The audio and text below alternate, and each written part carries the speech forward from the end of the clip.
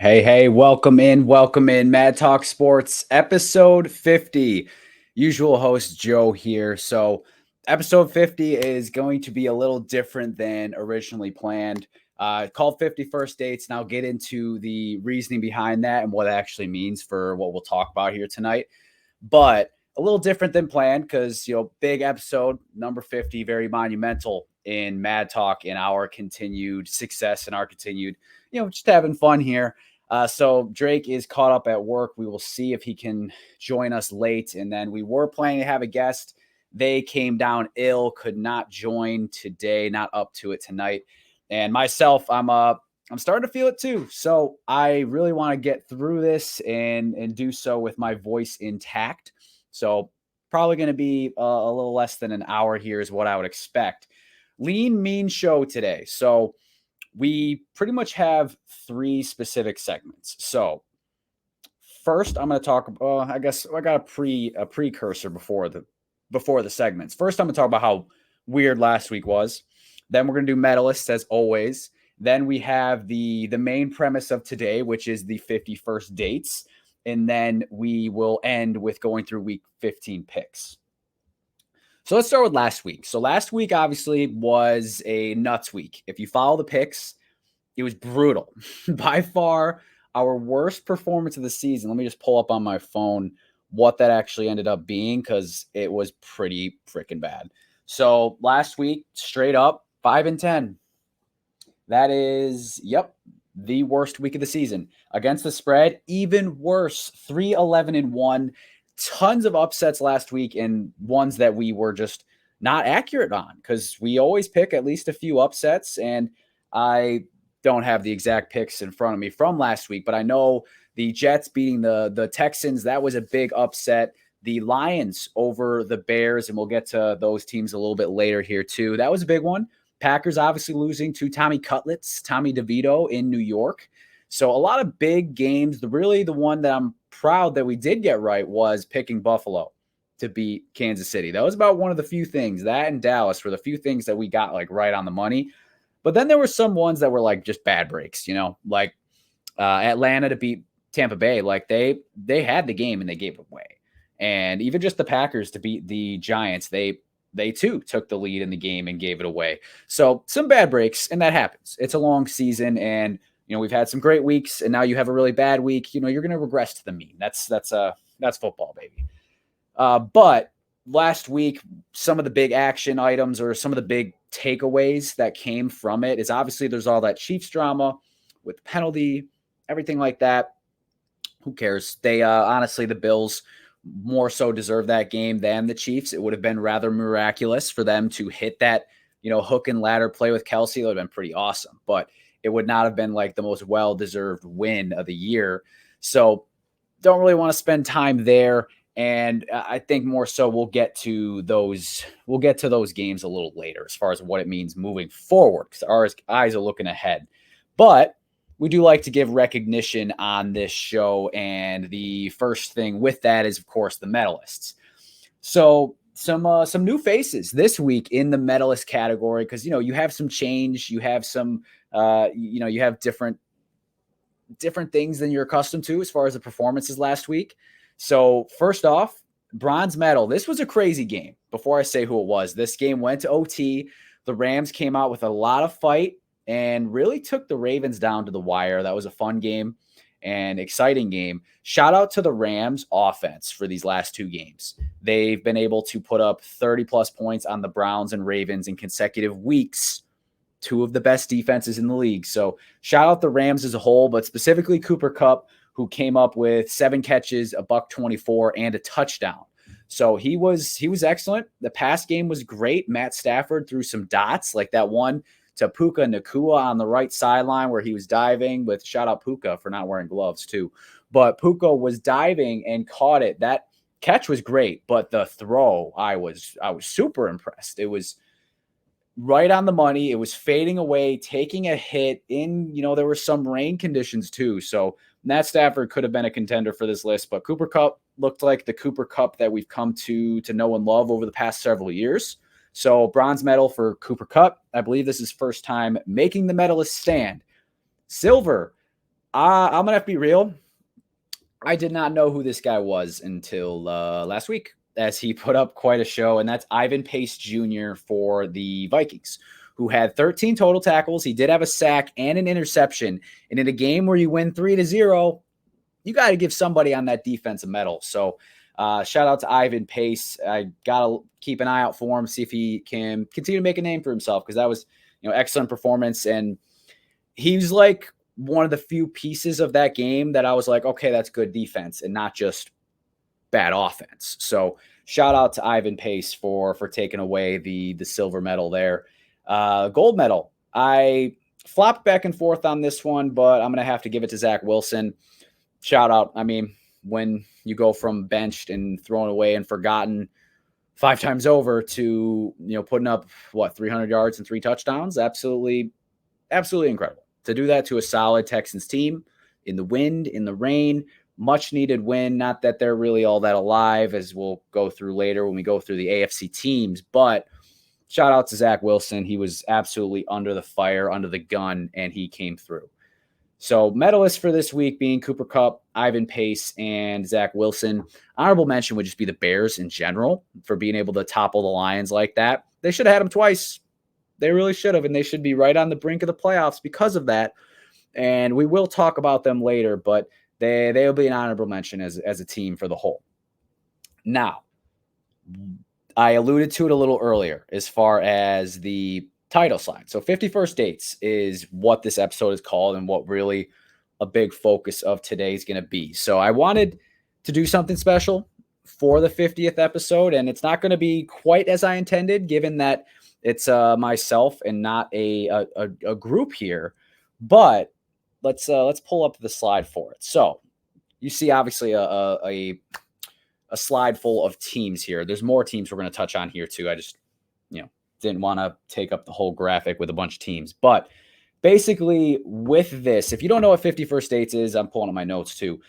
It's a movie, Adam Sandler movie. It's a really fantastic movie. And if you haven't seen it, you should. But Adam Sandler's character, his name is Henry Roth. And essentially he falls for this girl who she has a short-term memory problem. So she can remember her whole life, but she was in an accident to where at the end of every day when she goes to bed, she resets back to the last day.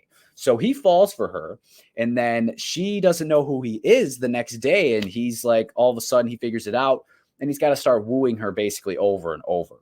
And how that relates to the segment here today, so bear with me. We're going to go through a variety of teams in the NFL. We're going to go NFC side and AFC side, pretty much the teams that matter. So it'll be 11 on each end is what I believe the overall totals are. And we're going to do kind of like a speed dating segment. So as planned, it would be switching off, like taking turns for a team and 60 seconds to say like, why you should date them and like, how they're promising looking forward and all that. And then 60 seconds of the crowd really debriefing that or like poking holes in whatever you might have been saying.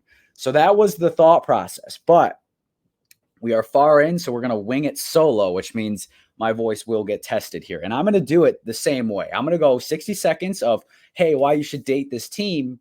And then I'm going to go 60 seconds of, all right, now here's what's really going on. So that's the game in a nutshell. And it should be a fun one. That background photo there on all the slides, it's a Hawaii picture. 51st Dates is in Hawaii, at least I think it is, if memory serves. But again, if you haven't seen it yet, highly recommend. Great movie, one of Adam Sandler's more touching ones in some ways, and a lot of laughs along the way. So I'm going to need to pull up a timer now to get this all set up here. So we're going to, again, go NFC by AFC, and we're going to go in order. We're going to go in order of the teams in the standings. So next slide here. First up, we've got the 49ers. So I'm going to give you about 60 seconds of why you should believe in the Niners, and then 60 seconds of actual takes. Ready? Okay. And so we go. All right. So obviously the Niners are the number 1 seed in the NFC. They are 10-3, first place in the conference. They've looked unbeatable. The Niners, we have Brock Purdy, who is the second second in the list of MVP favorites, playing absolutely lights out. It's perfect pass rating after perfect pass rating. We've got Christian McCaffrey, who is the best running back in the league. Deebo Samuel, arguably the best playmaker in the league. George Kittle, top 3 tight end in the league. And that doesn't even bring into mentioning Brandon Ayuk, who's a dog, and Trent Williams, who's a generational left tackle, and an O-line all around that is just simply strong. Kyle Shanahan at the realm, and the defense is excellent. If you look at our schedule here, we've got winnable games, and then Baltimore can sharpen us up. We're going to get the 1 seed, and we're going to win the NFC. It's kind of tough. I only had 6 seconds left, but that's the pro side for San Francisco. And you know why you should date me, speed dating style. Now a minute for the follow-ups. Okay, so on the flip side, yeah, you look hot right now. You've won 4 or 5 straight, but I'm old enough to remember you lost 3 straight games, San Francisco. Now you're obviously an excellent team, and no one doubts that, but I got to see it in the playoffs, first of all. And second of all, I got to see it if one of your Avengers is out, because you lost all 3 games when you were missing one of the A team, being the Deebo, the Ayuk, the Kittle, the McCaffrey, whoever it might be. Trent Williams, throw him in there too. And your defense looks like it can get got. And at the end of the day, yeah, you beat up on Philly recently. You beat up on Dallas earlier in the year. But Dallas is coming. Dallas is right around the corner, and you can bet they're hungry. You can bet they remember the F Dallas shirt that George Kittle wore. This team needs everything to go right for them to dominate. So far, it has the last few weeks. But again, I remember when it didn't, and you lost 3 straight games to teams that aren't all that impressive overall. And that's right on the money for time, as you hear the little jingle. So that's basically how it's going to go. So obviously, this is the litmus test here, so I won't be explaining it every single time. But I'm going to go pro, and then I'm going to go kind of poking holes in it. But as you see the remaining schedule here for San Francisco while we are on them, I'm somewhere in between those takes is my true feelings. Like, they are excellent, but they are vulnerable in certain areas. So that's the Niners, and we're going to continue on here. Now, before anyone says, oh, the Eagles are 2, they're the 5th seed. Yes, technically. But if they were to win out, they'd be the 2nd seed due to having a better conference record than the Cowboys, who are currently the 2nd seed. So I look at that as saying, okay, Eagles are truly the 2nd seed then. So, okay, that's all that is. Pro side, speed date.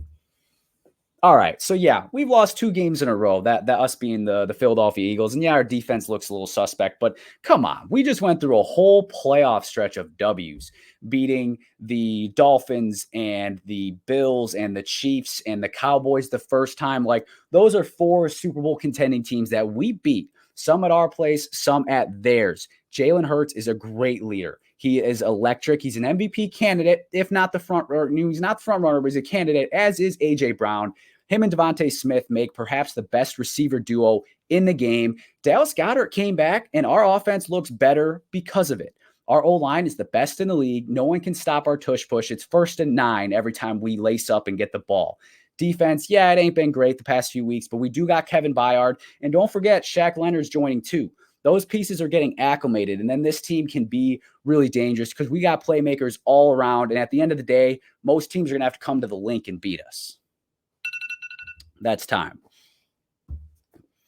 Yeah, you have potential, but this defense is trash. And that's not just this year. That's this year and last year. Yeah, last year you had the numbers. You put up historic sack numbers. But guess what? That's come down to the mean. And last year, if you remember, there were teams, any good team you played, any good quarterback you played, tore you apart. Jordan Love tore you apart last year before he had ever really shown anything in this league. Dak tore you apart last year. This defense can very much get got. Yeah, your offense is legit, but you've lost 2 straight now. You're going at Seattle. You're vulnerable. And then you got 3 cupcakes at the end of the season. You're not going to be ready to play San Francisco again, especially if you're going to San Fran, which it looks like you might be doing based on what you've done here. And forget that. Dallas is on your heels. You lose to Seattle, you might be trailing at them. And we know how your track record is playing against Dak in Dallas. It's not great. Not under Sirianni. Time again. All right. Now, true feelings for the Eagles. Again, somewhere in between. Overreaction either way. I would be taking the Eagles on a second date, but I'd be a little this is where you would want the short-term memory. Like, I'm going to forget these last two games, and I'm going to remember the ones before that. Like the pro side of the Eagles would argue as far as like, yeah, we've come across, two tough games in a row here, but dude, look at that brutal stretch we were on. Going into it, if we told you we were going 4-2, you would have said, hats off to you. So Eagles definitely got some things to clean up, but all in all, they're still a very good team, still a team that I believe in, and still dangerous in the grand scheme of things. All right, the Lions. All right, pro side. All right. So right now we're in the middle of a divisional stretch, and teams we played the second time, yeah, they got us, but we got them the first time. We got Minnesota sandwiched here down the stretch. We can get both of those games. Yeah, we're 9-4. Our run game is elite. Gibbs and Montgomery are perhaps the best 1-2 punch on the ground behind another O-line that could be argued as the greatest in the game. Dan Campbell brings the energy. Amon-Ra is a special playmaker out wide. And don't forget, Sam Laporta is the best young tight end in the game, period, point blank, end of story. Defense, yeah, it's struggled a couple of past weeks, but it's overall been a lot better than last year. And last year, everyone fell in love with us, with what we could do. We're still that same team. We can still ride. We can still go make a run here in the NFC because the Eagles look suspect and the Niners can get got. That's going to be time there. All right, run game, yeah, it's been good. Even against the Packers, you ran pretty well, but you have now struggled twice against the Bears, twice. And as much as Bears have been looking better, you still got to be able to beat those types of teams if you want to beat the class of the NFC. You're going to get a taste of it when you play Dallas. They are going to whop you because you are playing in Dallas. It doesn't look like you could play outside of Detroit. And even in Detroit, Green Bay came in and beat you. Seattle came in and beat you. When you go on the road against good teams like you did against Baltimore, you get destroyed. This team is the same as it's always been. Restore the roar. That's what you should be saying because there is no roar. This is the cat's meow right now. All right. That felt a little personal with what we did here to Detroit. So at the beginning of the year, I said about Detroit that they're this year's Vikings. And that has come down to be pretty accurate. Different ways. There's nuances and they're not the exact same, but all in all, I would not be going on a second date with this team because of what I've just seen these past 3 to 4 weeks. Now, they'll still make the playoffs. They'll still win the North unless they were to lose both games to Nick Mullins and the Vikings, but yeah, they still, this end stretch doesn't look as soft as it did 3-4 weeks ago. So they're gonna have to man up and they're gonna have to get some W's because they're reeling a little bit here, and this can be something that hurts them if they're stuck at the 3 seed. That's not where they need to be, and it does look like they're locked there, but they do get another shot against Dallas to prove what they are. But the Lions, as far as being a serious contender, I was never really in on it, and I think anyone who was is really starting to bail now. So I'm gonna have to take a sip here before we get rolling. Don't mind the land shark helping with the cold a little bit. Okay.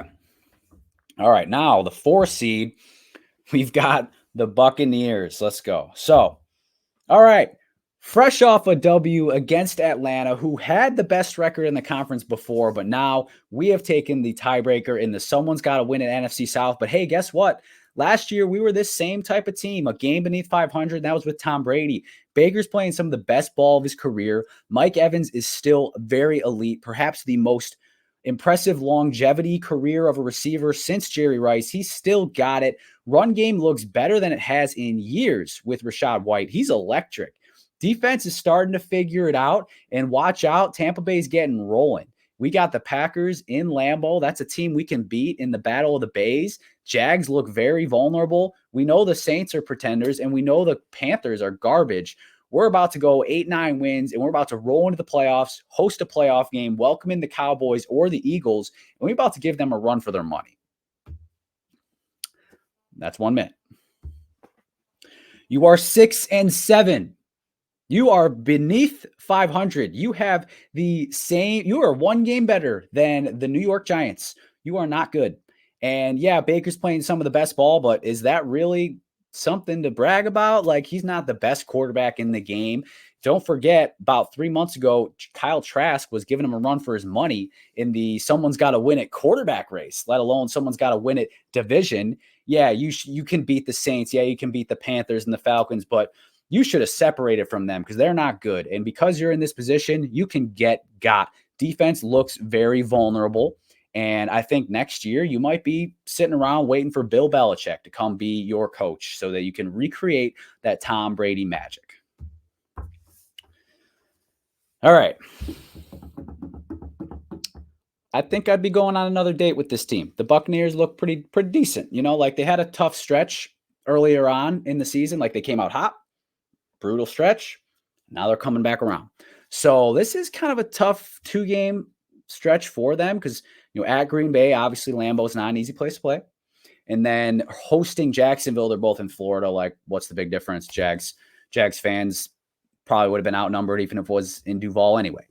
But then, yeah, they've got those 2 divisional games, which will be basically if you win those 2 and you still might get in at 8-9. So I certainly think they're getting in the playoffs, and I certainly think they can be an annoying team to have to play in that first round for whoever has to be that 5 seed. That's 12 wins that has to go travel to the 8 or 9 win Buccaneers, or the whoever wins the somebody's got to win it NFC South. All right, Cowboys. All right, come on. Cowboys, we were on it right from the jump. This is our year for the Cowboys.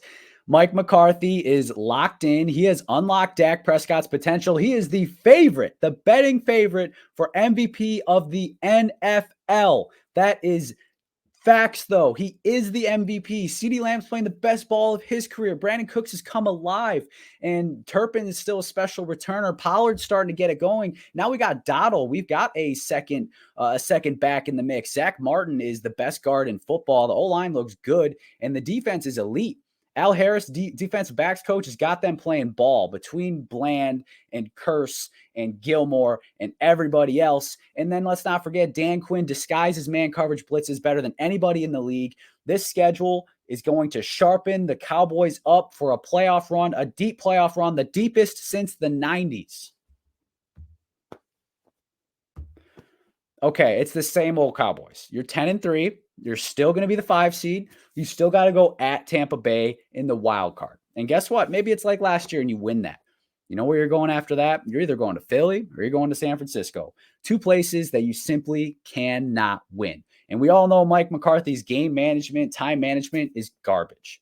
It's garbage. He is due to lose you a game. And you add to that the fact that you've already gotten bounced. You've already gotten trounced by the 49ers this year. They beat you in the playoffs the last 2 years as well. They got your number, man, and no one else in this NFC can beat them for you. You are toast because you are going to run into them at some point.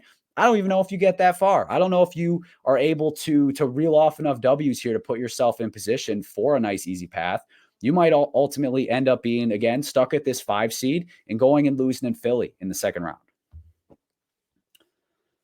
All right. That second side, haters.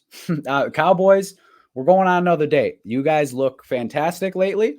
Really, since that Niners loss, and something I forgot to mention on the pro side is Aubrey, the kicker. He's been fantastic. I have him in one league for fantasy, which has been great. And that's one of the teams in the playoffs. So keep it going there. And I got Pollard in the other league where I'm in the playoffs. So he's got to take it up a little bit. But the Cowboys have been excellent. And I would absolutely be buying into them as far as I was big on them preseason. They were my NFC pick. You could still say that the Niners are the favorite, as they should be, but the Cowboys are the team that I think has the best shot to beat them, despite what I just said as far as like the reasons why that wouldn't be the case. So Cowboys, I continue to buy the stock because Dak very well might get MVP, and I think this end schedule actually will help sharpen them up. And these next 2 games specifically, force them to win outside of Dallas so that they can, because they are going to have to at some point in the playoffs win outside of Dallas if they want to get to where they want to get. So Dallas, good stuff. All right, that's 6 seed. Minnesota Vikings are 7-6. Remember when they were 0-4 and everyone wrote them off because they lost the Desperation Bowl to the Chargers? Look at us now. 7-2 since that, including wins over the Packers last week, beating the Raiders 3-0. Speaking of the Packers, we got them again, this time at home. That's a game we're going to get. Lions, worst case scenario, we split. That gives us 9 total wins, and I think we beat the Bengals this week. That's 10 wins, locked into the 6th seed, which means we'd be going at Detroit most likely in the first round of the playoffs, which that's a W. We all know that they're frauds. This defense is legit. The best Vikings defense since Zimmer left / got fired. And the offense is going to be better now that Josh Dobbs has been benched to 3rd string because Nick Mullins can move the ball. We saw that at the end. Jefferson should be back. Addison's a beast. Madison's all right. And overall, we're trending in the right direction.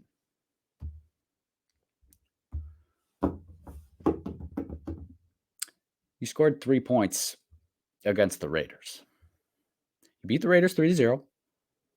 Your new quarterback is Nick Mullins. I rest my case. So for the Vikings, they should feel good about their shots to get into the playoffs for sure. You know, they're the cream of the crop for the wild card race outside of the 5th seed. It almost feels like the 6 and 7 are the wild cards now, and the 5th is just dedicated NFC East 2nd place team gets that spot. But they're outpacing those, all the 6 and 7 teams, obviously. So they got a game up, so they got a nice head start. But they are certainly in trouble. I think I would give them a good 50-50 shot to get in the playoffs. Like, yeah, these are all games they can get, but these are also all games that they could lose. So I think if they split, they'll get in. So they're in a really good position to do so. But again, with Nick Mullins, I am concerned about them. Great. Again, defense has been excellent. That's absolutely facts. Been on that all season. But the offense without Kirk Cousins is dead. All right, Green Bay Packers. Yeah, we stepped on a rake. We lost to Tommy Cutlets in MetLife Stadium. It happens. Let's not forget that we were coming off a 3-game win streak and winning 4 out of 5, including wins over Detroit in Detroit, including a win over the defending champion Kansas City Chiefs. Yeah, the offense was a little sloppy, but at the end of the day, we were still in position to win that game against the Giants. Now look at this schedule. Look at this schedule. Tampa Bay in Green Bay, forget the Bay of Pigs. This is the Battle of Green Bay, or the Battle of the Bays, and it's in Green Bay. Give me the Packers. And then we got the lowly Panthers. Yeah, we got to play at Minnesota, but they can't score points. Then we got the Bears in Lambeau, which is always a W. I see another 2 to 3 wins on here for sure. I'm going to go ahead and pencil in 3. Winning record, that gets Packers into the playoffs. And that's all cheese at this point on top of the chips as far as getting an opportunity for these young cats to have more playoff experience than anyone really thought they would get right away. You lost to Tommy DeVito. Joe Barry is going to sink the season. Playing prevent against Tommy DeVito when you're up by 1? Are you kidding me? Checks him all the way down to midfield, and then you start playing aggressive, and then you give up a long play, and then the game's basically over. Not to mention the fact that you were only in the game because Saquon Barkley couldn't hold on to the ball or keep his feet, and he fumbled the ball back to you, giving you a chance to make a comeback. Jordan Love can't hit the layups. Matt LaFleur is too galaxy brain with his play calling. What was with the end arounds over and over the course of that game? Are you afraid to throw it downfield? Run game is garbage. A.J. Dillon just broke his thumb. Who's your running back now? Patrick Taylor? You going to go with a Kenyon Drake route since you just signed him? Is Jair Alexander ever going to play again?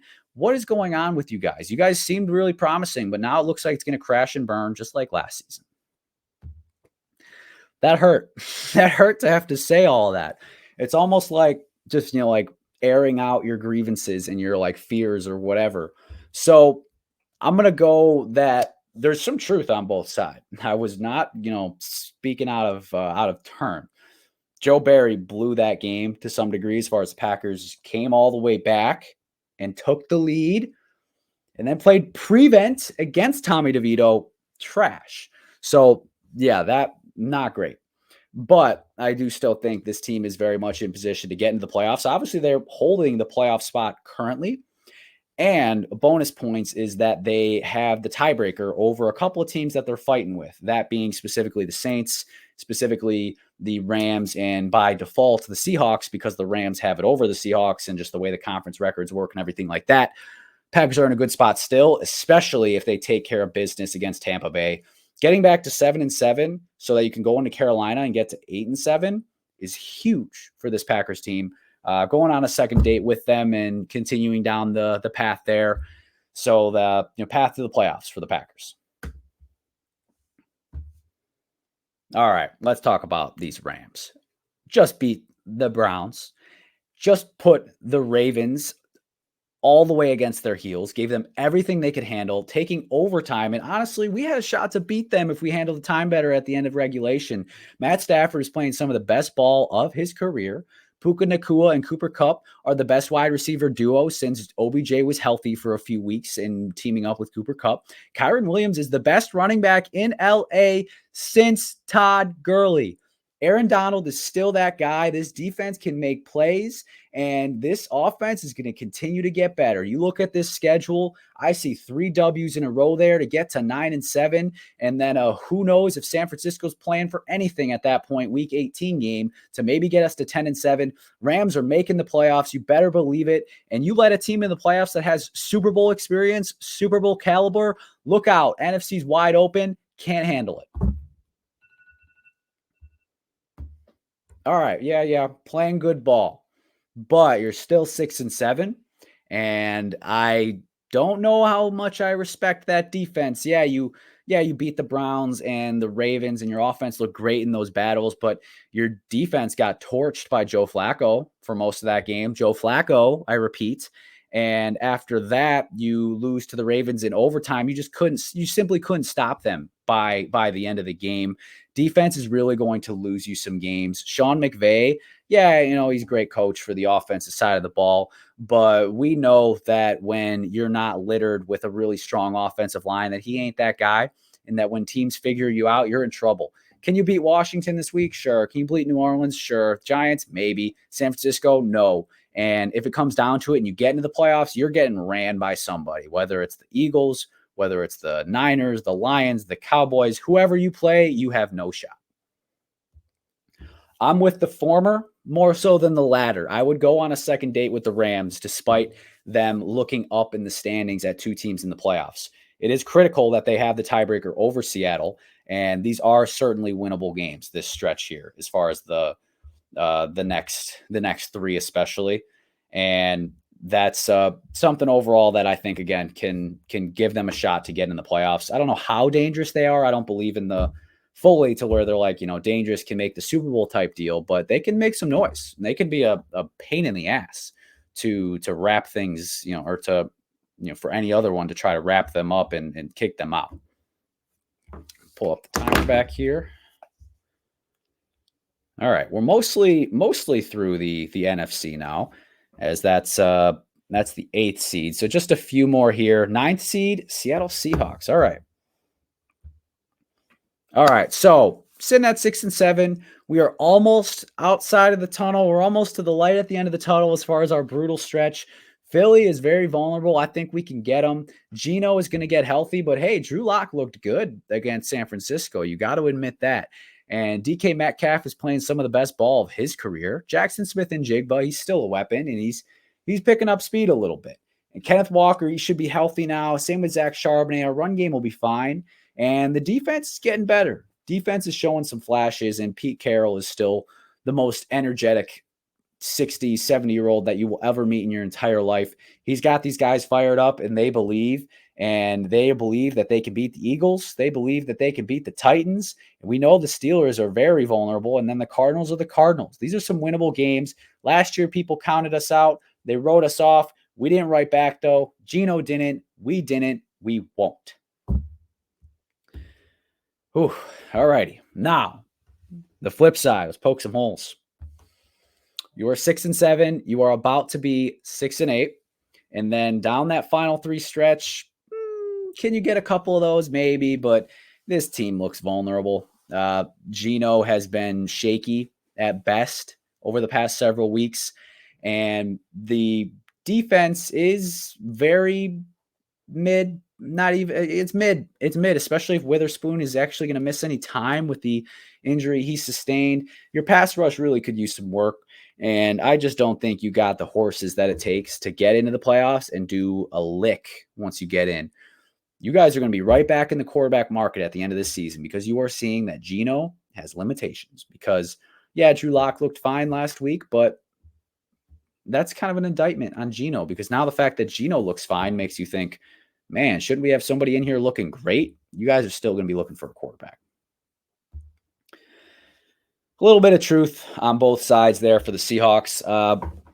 So for them, it's tough because several weeks ago I was doubling down on them making the playoffs, and since then they've lost 4 straight and might be 5 after Monday Night Football this week. So this is a hard one. I would hedge being done with them. But last year I wrote them off too soon and they kind of backpedaled their way into the playoff. So I don't know if I'm prepared to do all that again, but I'm going to say that it's a to be determined. Like 6-8, you're not done. Not in the NFC because the Packers are 6-7 at the 7 seed. So worst case scenario is if you're 6-8, you're looking up at a 7-7 team, whether it's the Packers, the Bucks, the Saints, whoever it might be. So I don't think they're dead in the water by any means if they do lose this game. So I wouldn't be excited about a second date, but I also wouldn't be slamming the door shut on them saying that I'm done with them. So that's a hard one. They're kind of one of those like, let's see how it goes. All right, this one's an or one. So I guess before I go, I didn't want to have to take the time to defend both of these teams. So it's going to be choosing one. And originally I was going to allow for Drake or Kyle to do so here and choosing one of these two teams to defend. But let's get started. Let's defend the Falcons. All right. Tough loss to Tampa Bay, and that'll hurt in our standings. But hey, let's not forget we're still 3-1 in the division. We have beaten these same suckers on the other side, the Saints here, and we beat the Bucks earlier in the year too. Our offense has got weapons, and we're starting to get rolling. Desmond Ritter's been playing some better ball. Defense is really good. Jesse Bates is an absolute dog back there. Calais Campbell, you still see him making a presence on the field. And on the back to the offensive side of the ball, Drake London's coming off one of the best games, if not the best game of his entire football career, certainly his professional football career. And, Kyle Pitts is still a sleeping giant. Any one of these days he might wake up. But all in all, Falcons, we're a gritty team. We're dirty birds, and we're going to grind out some more W's. Don't got the schedule pulled up in front of me here now. But we got, I want to say Carolina this week, which that's a W that gets us right back on track to 7-7 or 7-7. All right, now let's attack the Dirty Birds. Your quarterback is Desmond Ridder. Your coach is Arthur Smith, who doesn't know how to use his weapons consistently. Kyle Pitts is a sleeping giant who will literally never wake up. The defense, yes, is solid, but you certainly miss, what's his name? Grady Jarrett. You miss your presence in the middle, and I don't think you're going to be able to win your way 19-17 to march into the playoffs and march into a playoff victory, anything like that. You should be in the market for maybe trading for Justin Fields at the end of the year, maybe trying to trade for Bill Belichick at the end of the year. You're going to be kind of retooling to some degree at the end of the season because you're going to be looking around like, we got some nice pieces, but we still got Desmond Ridder as our quarterback. And if that's the case, we will always be toast. Couldn't do a full minute of talking down on the Falcons because I feel like I would just be hounding on Desmond Ridder the whole time. So they're still alive. I still very much believe that. I picked them to beat the Bucks last week. It was kind of disappointing that they didn't. And with that overall, they're again by no means dead. So they're still alive, but they're not dangerous. And the Saints have so many problems. They were my pick to win the division going into the year. I am thoroughly disappointed that I fell for them again, and they fall for it again, just continuing to buy in like they've got a shot to compete. And it seems like they should with their roster, but they need to tear it down. Coaching staff, personnel, like you've got a couple nice pieces, but you gotta wrap it up to this point. And the Saints still 6-7. That's the good news, is that you found a way against the Panthers to stay alive, and you've got some must-win games down the stretch. All right, last one on the NFC side. This was specifically for Kyle. Now I got to do it. So let's get the timer back up here and get it rolling. All right, so just came off a W against Detroit, and not too long ago just beat the Vikings. First two wins against NFC North opponents for Matt Eberflus. Hey, we're all playing for our jobs here in Chi-Town, and it's bear down time because look at this schedule right here. I see some cupcakes. Yeah, we're going at Cleveland, and they talk some big rah-rah, but I've been hearing that we're about to win this game against Joe Flacco. Defense has been much better ever since adding Montez Sweat. Yannick Ngakoue, yeah, he's hurt, but we'll be all right. And then going at the Cardinals, that's a W. Or hosting the Cardinals. Oh, that's an extra W. Hosting the Falcons, they can't score. We're about to win that game 13-10. At Green Bay, we know how they've been lately in the Week 18 games when it's win or go home. Oftentimes they're going home, especially what Detroit did last year. We're going to do that this year. We're alive in the playoff race. We're only a game back, and we play two of the teams that we're chasing. So we can not control our destiny, but we can affect the future. 5-8, congratulations. You still can't score, and that defense is going to miss Yannick Ngakoue a little bit. And it starts, your season starts, your playoff run starts and ends this week when you go at Cleveland and lose, because you might not score 15 points or 14 points against them. And Joe Flacco has been balling. He's going to tear you guys up. And with that, I still don't believe that you guys, everyone's coaching for their jobs. Everyone's playing for their jobs because they're not that good. Justin Fields isn't going to be a Bear much longer. It's Caleb Williams' time. Like, yeah, you guys have rattled off a couple of nice, impressive games, but you're still going to end that same 6-7 win team that everyone thought you were going to be going into the year. Two things can be true. The Bears are playing some of the best ball that they have in 2-3 years, and they are also still not going to make the playoffs, but that's a pipe dream at this point. Obviously, you start, 3-8. It's very difficult to make the playoffs. They're kind of giving some last year's Lions vibes as far as like being dead in the water and then grasping at straws and making a final push. So they can play spoiler to, any of the teams that are still relevant that are on their schedule. So that being Cleveland, Atlanta, and Green Bay. So they're still dangerous in that regard, but they aren't doing anything with like getting into the playoffs or anything like that. Like, let's just not kid ourselves. So Kyle would have probably gave a more compelling case there than I did, but that's how I feel on the Bears side. All right, to the AFC, starting with the Ravens.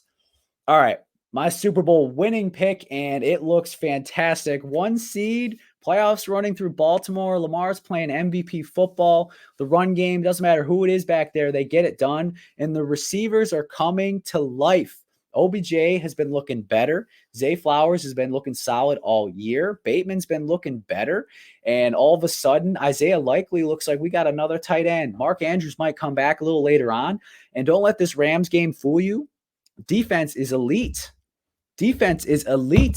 And it's every level. It's the defensive line. It's the linebacking crew. It's the defensive backs. John Harbaugh has got championship DNA. Todd Monken, the offensive coordinator, he has national championship DNA, but it's baked in. We got winners all around, and the AFC is ours. You look around, the rest of the AFC is soft, and we'll get to sharpen up against the best of the best when we play San Francisco in 2 weeks.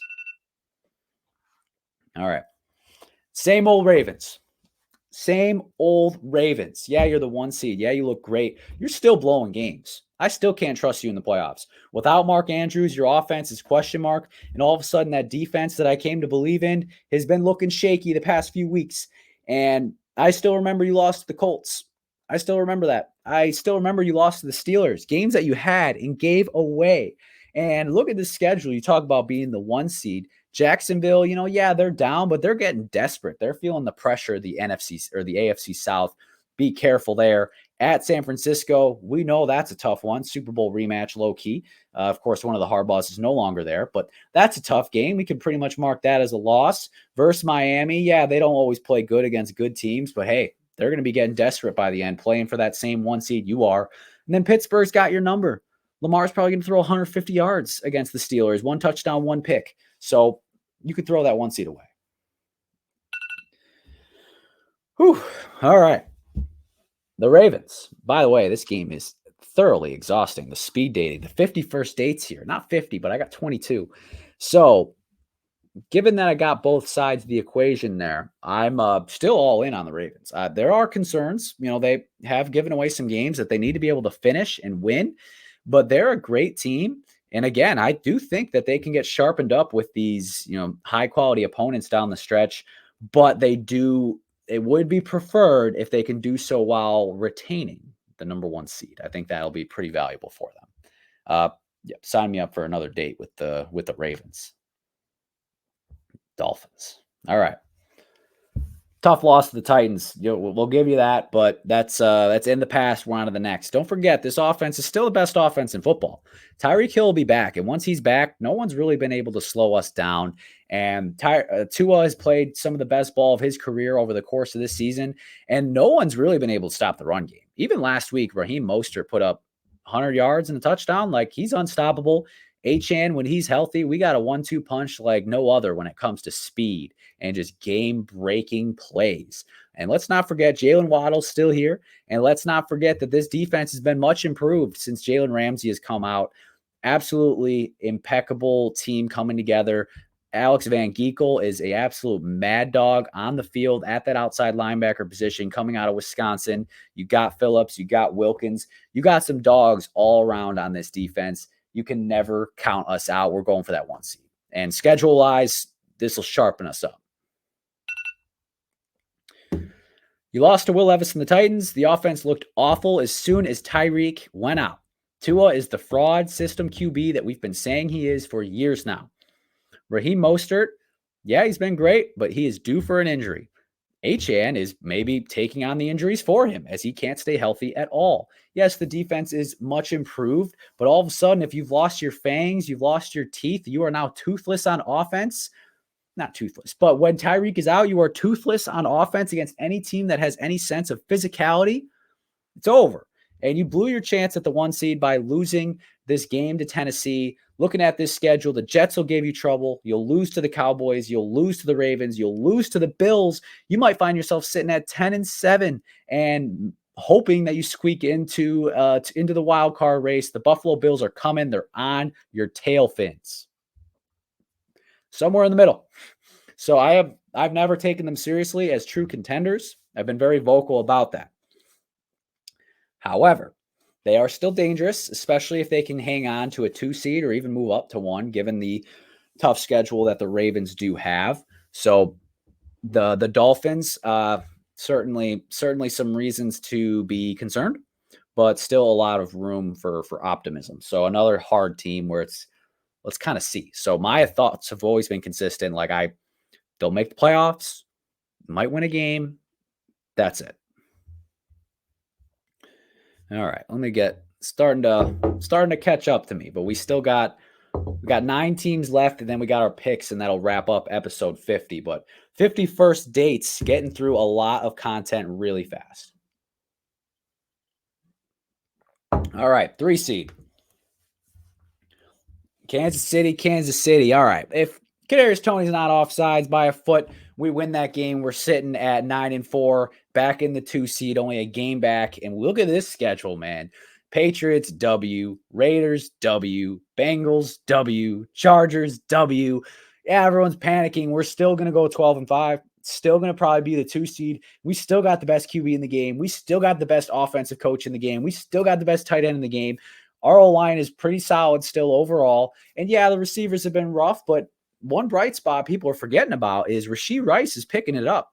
And let's not forget, this same offensive group, minus maybe Juju, won the Super Bowl last year. The run game can get back to what it was, and the defense has been elite all year and can get right back to doing that the rest of the stretch here. And then all of a sudden, teams are coming to Arrowhead for the final stretch in the playoffs. Patrick Mahomes has more playoff experience than anyone currently in the playoff picture combined. He's reaching that Brady status there.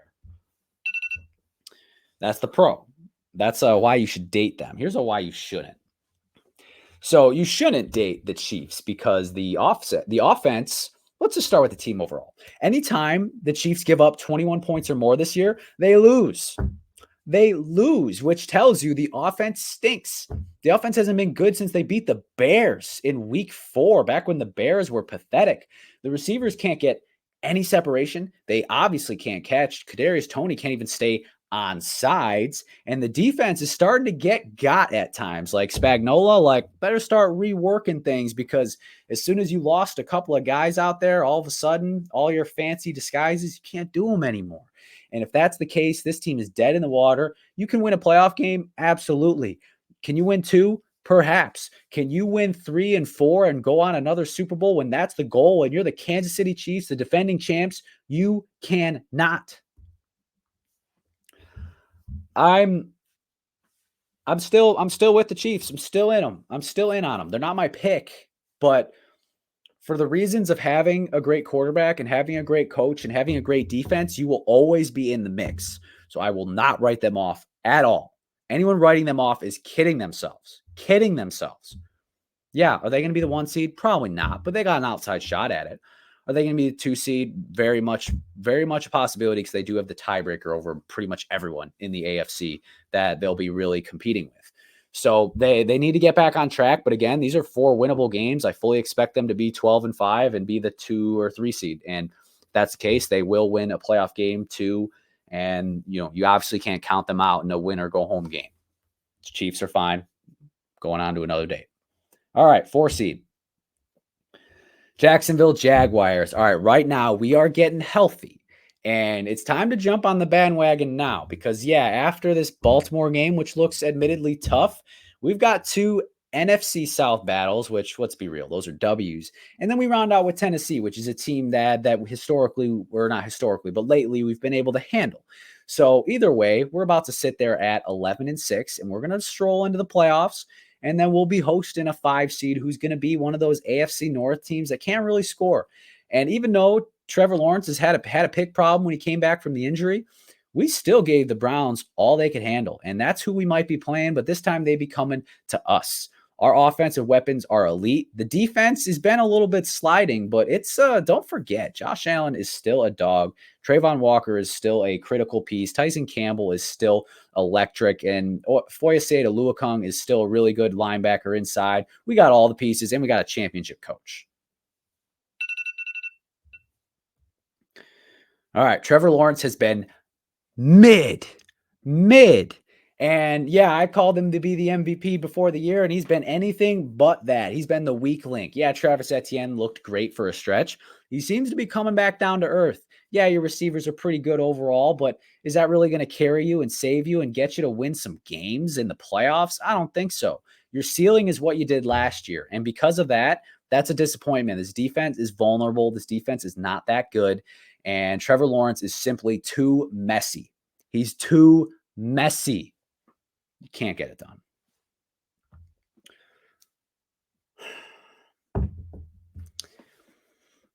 I tend to agree that the fact that they're probably ceiling is what they did last year. Win a playoff game, lose in the second round, unfortunately. But we'll see. We'll see if they can turn it on down the stretch like they did last year. Let's get to the wild cards. Cleveland Browns. Joe Flacco is here to stay. Signed for the season. No more roller coaster, no more circus of who's in. But hey, even that being said, we've won games with 4 starting quarterbacks anyways. Now it just happens to be the one who's won a bowl and who's done magic before. Our defense is raw. It's legit. We all know that. But let's not forget this offense. Jerome Ford gets us the yardage. Kareem Hunt gets us in the end zone. All of a sudden, Njoku looks like everything we've always hyped him up to be. Amari Cooper's a dog. Elijah Moore has insane chemistry with Joe Flacco. This offense can be dangerous. Stefanski knows how to call plays.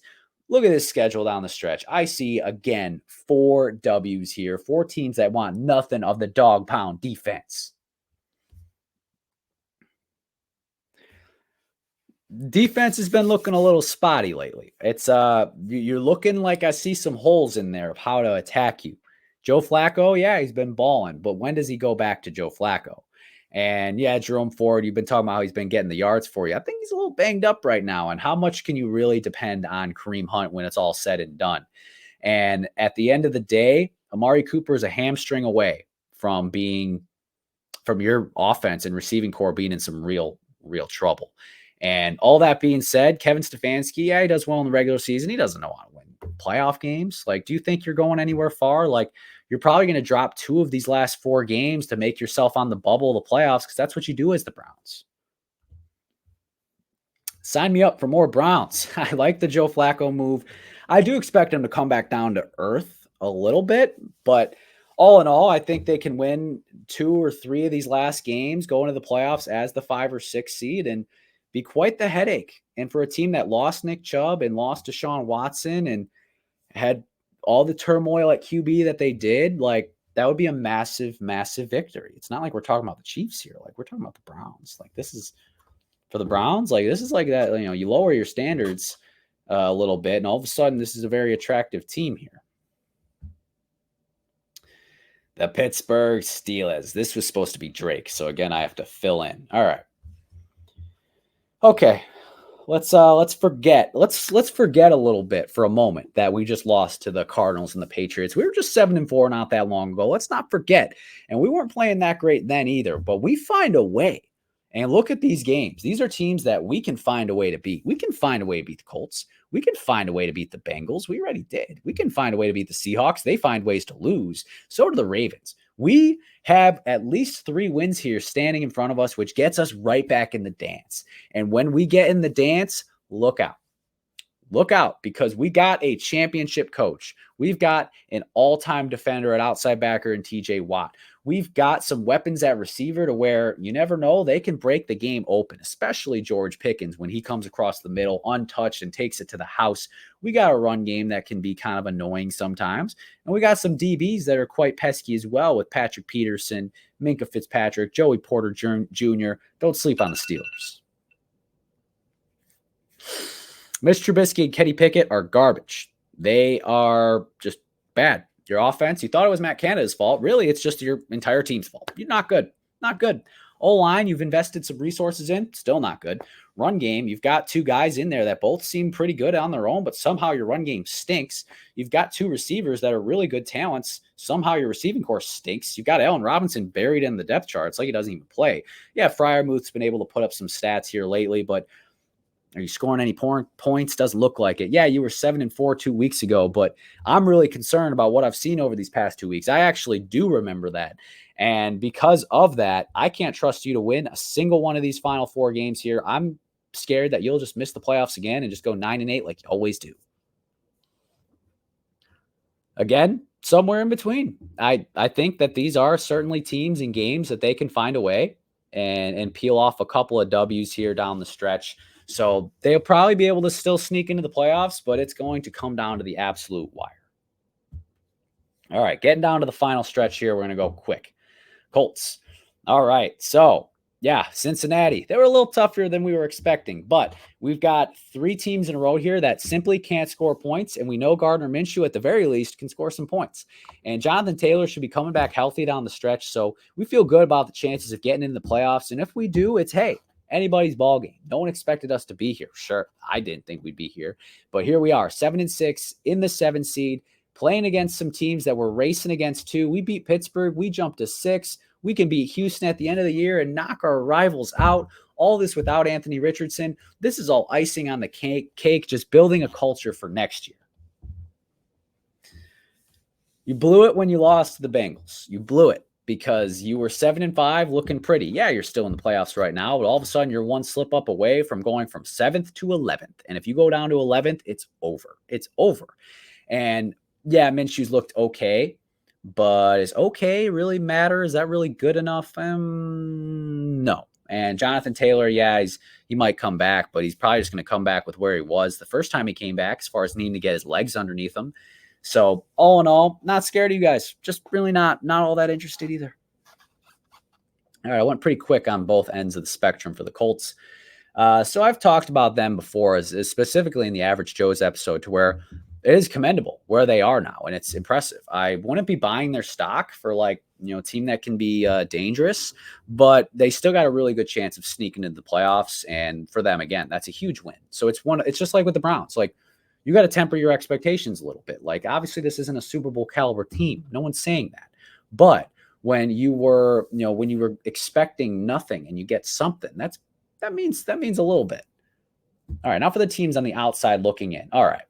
Yeah, we lost to the Jets, but hey, let's not forget CJ Stroud looks like a generational talent already. Yeah, he's a little concussed, but he'll be back. We can beat Tennessee without him. We got Davis Mills. Don't you forget, that's one of the more capable backups in the league. Then when we do get Stroud back, that's right in time for our toughest game left on the schedule before we go beat Tennessee again and wrap up by kicking out Indy of the playoffs. Our run game all of a sudden has looked pretty good the past month or so here. Defense is good at times. Will Anderson's a dog. D'Amico Ryans and Bobby Slowick create one of the best young coaching duos in the entire league. We still have a very good bright side for this season. And if we get in, we've got one of those guys to where you can't count us out. You cannot count us out when we've got CJ Stroud, because we, even without Tank Dell, we still got Nico Collins, still got Robert Woods, still got Dalton Schultz, still got Brevin Jordan and Singletary and Damian Pierce. Don't forget about us. And O-line is pretty well paid too. All right, you lost to the Jets. That hurts. You went from 7-5 to 7-6 outside the playoffs, looking up at your divisional rival. And if CJ Stroud misses this week and you fall to 7-7, your season's probably over, because I think it would be a stretch for you to win all three of your final games. Cleveland, Tennessee, Indy. Best case scenario, you go 2-1 there. And if that's the case, you're sitting at 9-8. If that all happens the way that happens, and 9-8 is not good enough to make playoffs, not in this conference. If you were in the NFC, I'd feel great about you, but you're in the AFC, so I don't. All right, another quick one, and it's one where it's definitely a lot of truth on each side of the equation there. I would say that if they were in the NFC, it would be easy, but with the AFC, I am troubled with them. They're still obviously very alive, and either way, this is already an impressive feat for them, even just to get 7 wins. So I'm not out on the Texans. They're not they're not winning prom queen or anything like that, but they're still very alive. All right, the Broncos. Okay. We have come from the depths of despair. Can you really count us out of anything? This schedule down the stretch here between the Lions, the Patriots, the Chargers, the Raiders, I see 3 wins at least, and the Lions could make it 4. 10-11 wins. That puts us right in the mix. We've got tiebreaker over Buffalo, and we can be annoying down the stretch here. And with that, all we need is someone to fall behind. And we just looked at all of these other guys. They got question marks. We're healthy. Courtland Sutton's the best catch and traffic guy in the league. Russ is back to cooking a little bit. The run game looks pretty solid. Some pretty good running backs in there. O-line is well paid. Again, make some good moves there. Yeah, Judy had some drops past couple games. We'll get that corrected. And the defense looks like it's been top 5 over the past 2 months of football. And this is when it matters. This is all that matters, is right now and what's happening in front of us. And if that's the case, we're looking up. Mile high. All right, Russ is not cooking. He's playing better. He's playing efficient. But at the end of the day, he's still missing some stuff. And Judy can't catch. And because of that, your offense is still relatively mid. And the defense, yeah, it's played better. But it's still not like it's going to win you games just because of that. And I don't think Sean Payton fully trusts in your team as a whole. And I think you guys were aware that this season was going to be rough. And yeah, you've come back from the depths to be the 9 seed, but this is probably where you're going to end up to. Is right around 500, right around that 9 seed. Things look good for the Broncos. They certainly do. I would be, interested in having another call with them, or another, going on another date with them. They've been playing, again, better ball. They did obviously lose that game to Houston, which might really sink them when things are all said and done. But hey, they did beat the Bills earlier, which is a really, really good tiebreaker to have. All right, the Bengals. All right.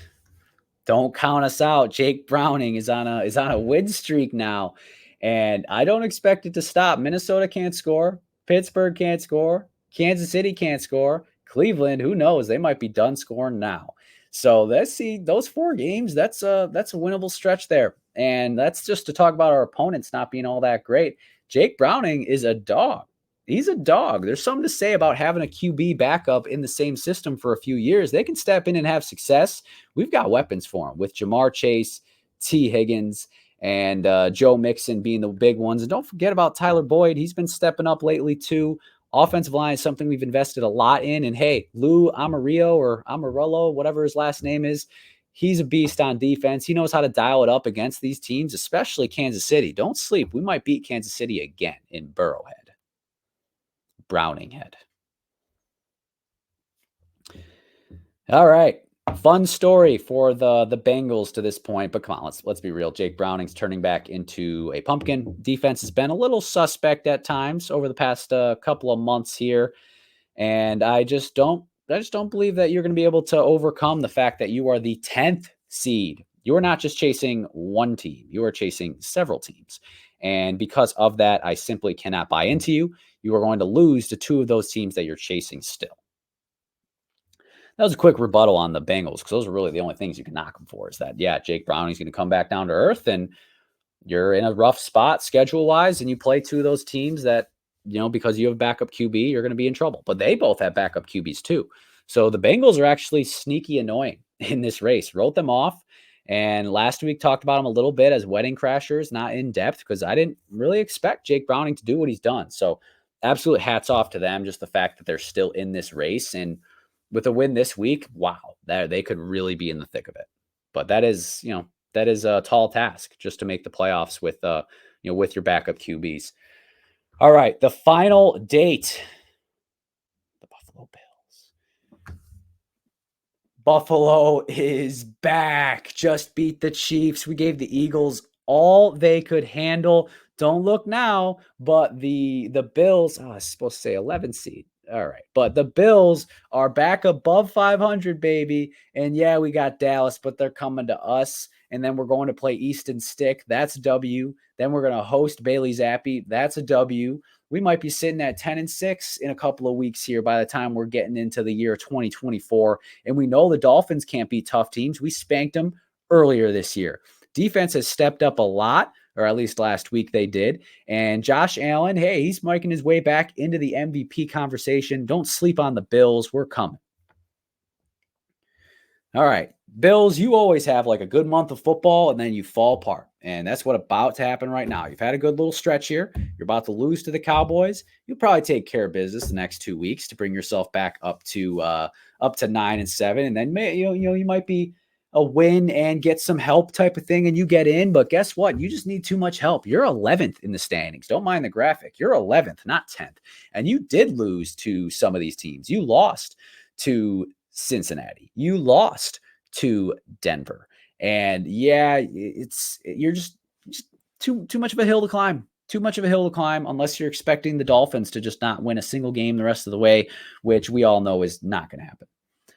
All right, two things can be true. Buffalo can be dangerous and frisky and also have a very, very high and tall mountain to climb. So I think it's somewhere in the middle, still very alive. They're not out till they're out, but this is a must-win game. You lose this game, it's probably over. So big game for them. All right, now last thing here to wrap up today is going to be the picks. And since we are already over an hour and my voice is about to go, we're going to go kind of speed round here. So as we speak, we're in the middle of Chargers at Raiders. Now, I have not watched a lick of this game. So my pick was Raiders 20-16. Let's see how it does. Let's see how we're starting to follow. Wow, the Raiders are up 42-0. Oh my God. Well, maybe the Raiders needed to be on this graphic, but wow, Aiden O'Connell 4 touchdowns, and that's pretty good. So we'll wow, the Chargers Easton Stick is terrible. They have 5 first downs. They've lost 3 fumbles. Oh my Lord. Well, hey, we're back on track after a rough week last week. Call that 1-0. 1-0. Oh, I only picked them to cover by a half a point. Thank God I did. As you know, I always pick the score before the spread, and then I guess the spread and I compare it to what it actually is. Very on point with that today, which is a little scary sometimes. All right, next up we've got Minnesota at Cincinnati. So Cincinnati is favored by 2.5, and I expect this game to be a grinder. But at the end of the day, I simply trust Jake Browning more than I trust Nick Mullins. And because of that reason, I'm going to take the Bengals 17-13. It felt a little conservative with the score, but again, I do think Minnesota's defense is real, which might help them win this game on accident almost. But I do have the Bengals winning and covering. Now, Pittsburgh at Indy. Indy is favored by 1.5. Pittsburgh is, like they're kind of starting to bleed, and they're talking, and players seem upset again, like they did before they got rid of Canada. So they might be in trouble. But that's how we always feel about the Steelers. Let's be real. They're always in this spot where you think they're dead and they pull it all together. And that's what I think happens this week, unfortunately for the Colts. And I got the Steelers 23-20. They find a way. They're the find a way type of team in this league. And I think that's what they do this week. So upset pick, first upset of the week. I didn't have, admittedly, when I first went through it, I only had one upset. So I had to go switch a few. And this is one of the ones I did. All right, next up, we've got Denver at Detroit. Detroit, 4.5-point favorites at home. So both of these teams, this is a big game for them, as we discussed earlier in the first 51st dates. But I'm going to have to take Detroit to get right in a tough, gritty game. I got the Lions 26-23. So I have the Lions winning, but I do have the Broncos covering, which is always scary when you thread the needle. But this kind of seems like a nip and tuck game that can go either way. Giants at Saints. Saints 6-point favorites, which honestly feels like a little bit much. And it feels like too many points for them. And admittedly, I picked the Saints to win by 6, and we're going to roll with it. We're going to roll with it because that's been the strategy. That's been the rules we've held ourselves to. I got Saints 23-17 in a sneaky, close, sneaky tight game. All right, we've got Chicago at the Browns. Browns only favored by 3 at home, which is a little interesting and somewhat curious. But I do have the Browns winning at home 24-17. I think the Bears will make this hard on them, but I'm going to take the Browns. Just seem to have a better grasp on how to close games than the Bears do, despite the Bears coming off a couple impressive W's in a row now. But I still got the Browns in this one. Atlanta at Carolina. Atlanta is 3-point favorites on the road against the 1-win Panthers, who just can't seem to score points. And that's how I feel this game's going to go as well. I do have the Falcons winning and covering 20-13. I do feel the Panthers are due. I just feel like they are due because their defense has played pretty well the past several weeks. And the offense just, one of these games, they just have to accidentally score 20 points, right? Like it just has to happen. So this can be that week. So I am a little afraid on this one, but I got the Falcons. I feel like they got to have this game. So if they look past it, then man, they're trash. All right. Now the Battle of the Bays. So Tampa Bay at Green Bay. Green Bay 3.5-point favorites at home, coming off a tough loss, and Tampa Bay coming off a big W. And I do have the Packers winning. Packers 24-20, covering by 0.5 point. I think this will be a tough game. The Packers defense will certainly let Baker eat for certain chunks of the game, but bend don't break might be their mentality. So holding them to 20. Packers offense will have its ups and downs, as it seems to have fairly often overall. But I think the Packers, it's a little bit more of a wee bit more desperation than the Buccaneers at this point. And it's in Lambeau. All right, Jets at Dolphins. Dolphins 8.5-point favorites, which that's I think I was guessing like 7.5. So we're pretty close on this one. I was kind of thinking maybe Vegas knows that people are going to be betting on the Dolphins to beat them. So I think they were going to hope that the public was a little down on them for losing to the Titans. I think the Jets can make this sneaky competitive. They'll have a better chance than they did with Tim Boyle, that's for sure. But I'm going to take the Dolphins 27-16. They kind of need a get right game, and the Jets season's already over. So that's how I feel there. Next game, not a great game. Another 8.5-point spread with the Chiefs going at the Patriots. Similar. And I got 27-17 Chiefs. So I got them winning and covering by a little bit. The offense, honestly, 27 points might be hard to come by because this Patriots defense has been playing quite well the last month now, really, since they went to Germany. But I do think to some degree the Chiefs need this game. this is a game to where if the Chiefs win like 20-17, like it's going to be like panic time to some degree. So Chiefs, I feel like will have something cooked up. Andy Reid historically has done quite well against Bill Belichick or at least better than most. So I expect him to have some stuff cooked up. Houston at Tennessee. So Tennessee is favored, which you might be surprised by. The reason being is we don't know if CJ Stroud's going to play. He hasn't practiced the past 2 days, which is usually not a good sign for concussion protocol. So it's a tough game. Admittedly, I made my initial pick assuming Stroud would play, but I'm actually going to roll with it whether he does or doesn't because, one, I want a few upsets in here because upsets happen every week. But also, Davis Mills is one of the most capable backups in the league, like I said earlier. So I do have the Texans winning. Again, a little bit of desperation factor from even just the coaching staff, I think will trickle in. I do have the Texans winning. And obviously, if they're the underdogs, I have them winning and covering, winning outright. So Texans 24-20. The Niners going at the Cardinals. Niners are 12.5-point favorites on the road. Last time Arizona made it sneaky close for a little while, and I think it'll be kind of similar. I got the Niners 30-17, so I have them covering by half a point, and that's just I hate when I'm right on the line when I make the picks, but that's where we're at there. And the Niners are obviously playing really good ball, and they now have the 1 seed, so a little bit more likely then I think to take all these games seriously. So I do have the Niners taking care of business. Washington at the LA Rams. Rams 6.5-point favorites at home. And I hate, again, that I'm betting it right on the line, but I do have the Rams winning, but not covering. I am 30-24. Again, the defense is a little bit suspect at times, but the offense should be able to do enough against a very garbage Washington defense to still win. I wish they were favored by 5.5. I'd feel a lot better. 6.5. It wasn't like I looked at it and said, it's too many points, but apparently it was too many points. All right, last 3 games of the week here. So we've got Dallas at Buffalo. Now, the hot Cowboys are actually dogs, 1.5 points to the Bills, who are favored at home, coming off their, a couple of their best performances of the year here, back to back. Even though they did lose to the Eagles, they still played quite well. My initial gut was to say the Bills, and I eventually switched it to the Cowboys.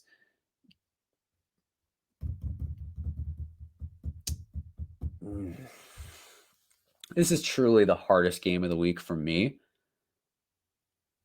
I'm gonna keep rolling with the Cowboys, given that's what I had written down here, so I'll stick with it. I got Cowboys 27-24. While they do struggle not necessarily struggle, but they're not as good on the road. Last time they were in Philly, they did fine. So I think in Buffalo, as long as there's not inclement weather, they should be fine. And I think they're starting to get like a little bit of a scent for like, if they want to go where they want to go, they got to win these games and maybe put themselves in position to be hosting playoff games. So I'm going to go with the Cowboys. Next up, Ravens at Jags. Pretty good matchup for Sunday Night Football there. Ravens 3.5-point favorites on the road in Duval. We know the Jags aren't that good at home.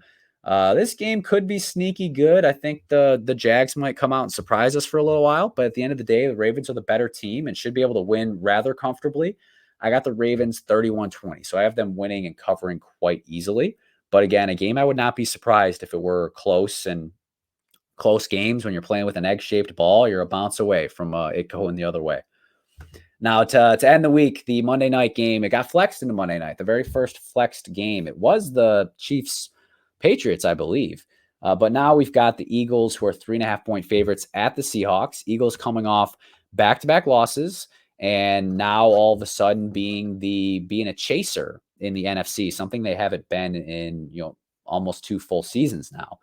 Seahawks are reeling. They've lost 4 in a row themselves, so I think this will be a desperation game, and it's hard fought throughout. But I do have the Eagles winning and covering just barely 28-24. So that'll do it from a pick standpoint, and in conclusion, also the week as a whole, or the episode as a whole, episode 50. So I appreciate everyone bearing with me through the changes to the plans here. And also just if my voice was going at any point in time, I appreciate you bearing with me there and joining for episode 50, a big number for Mad Talk. We have a lot of fun doing this, and I know the guests have a lot of fun as well, hoping to be able to bring some more of that content to you guys. But thank you again for listening in here with me today. We're looking for a better week of picks. We know it'll be better than last week. But we're looking to get back to those 11-3, 11-4 type of weeks. And I believe we could do it. I believe we have a winning recipe there.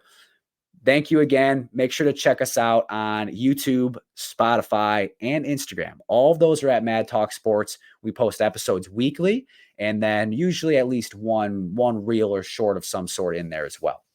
Until next week.